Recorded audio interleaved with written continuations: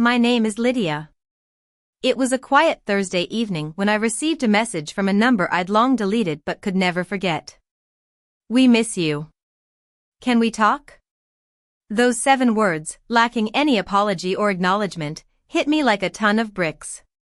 It was as if I'd vanished over a mere mood swing, and they'd forgotten the blood I'd shed in silence, the pain I'd endured alone. I stared at the message for what felt like an eternity. A part of me yearned for a follow-up, something more human, an apology. But there was nothing. It made me question what they truly missed. Was it me, or the version of me that had always been their silent supporter?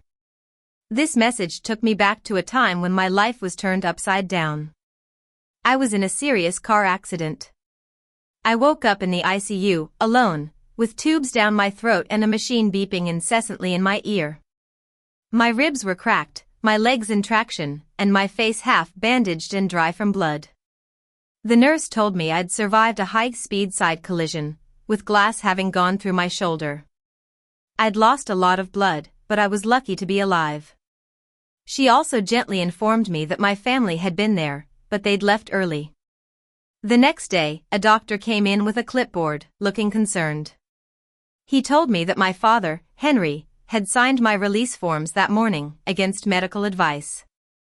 I pleaded that I wasn't ready to leave, but he said there was nothing they could do as my father was my legal guardian and claimed the family couldn't afford another day in the ward. I was still bleeding, on oxygen, and dizzy with every movement. But that afternoon, I was discharged in a wheelchair, with fresh stitches and no one to pick me up. All they gave me was my phone, a crumpled hoodie, and a cab number.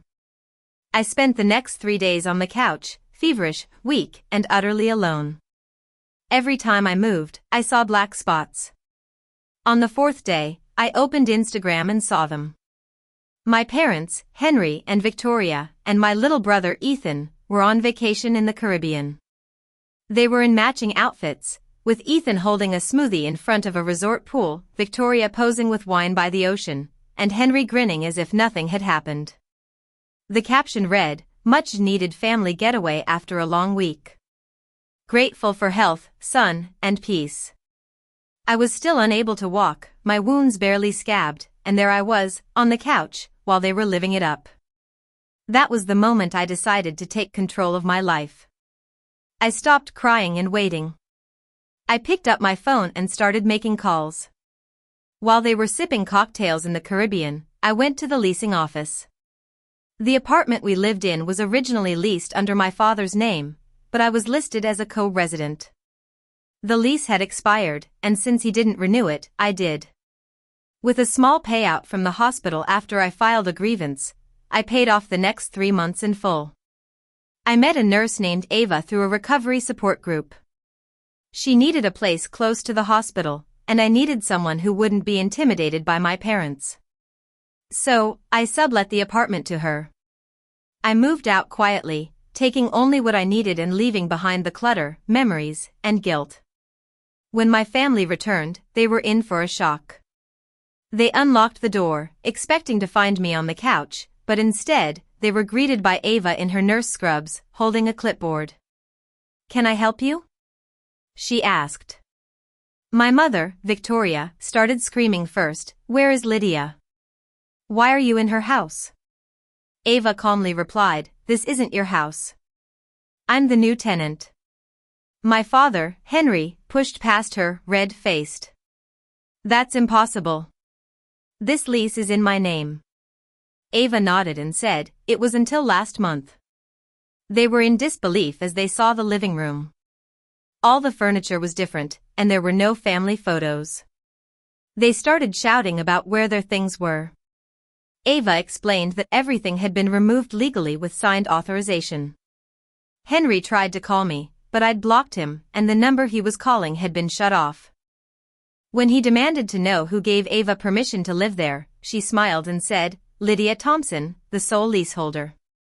Henry stormed towards the back hallway, but Ava stepped in front of him. "Sir, you don't live here. If you attempt to enter the private quarters, I'll call security." He barked, "This is my house," but he was wrong.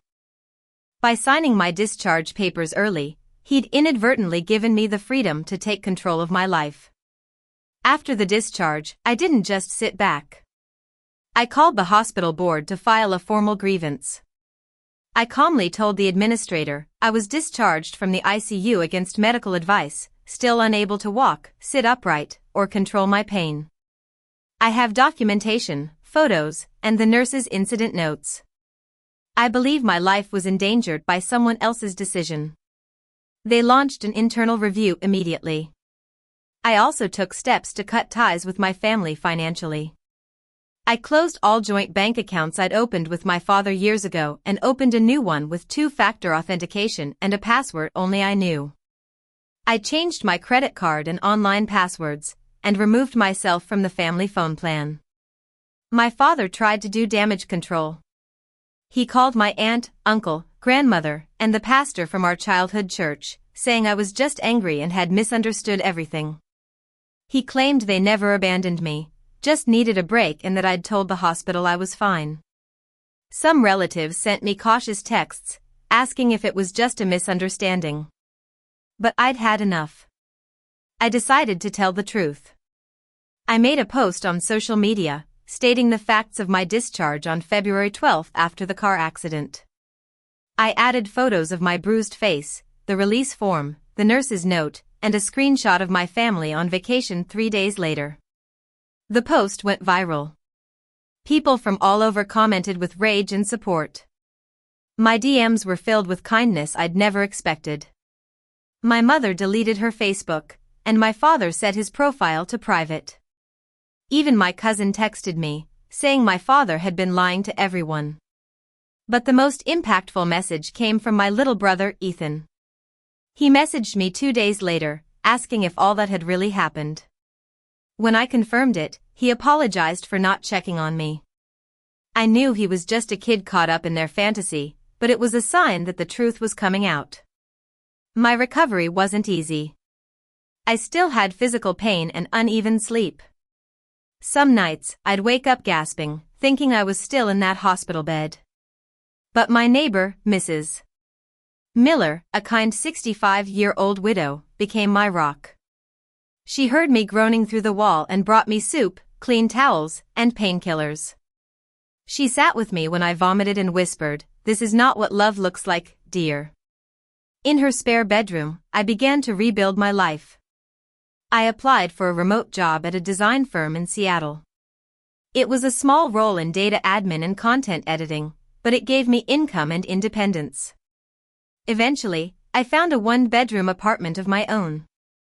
It had a tiny kitchen, mismatched floors, and a window that let in just enough morning light to keep my plant alive. My family tried different tactics to get me back. First, they used the guilt route with emails and voicemails.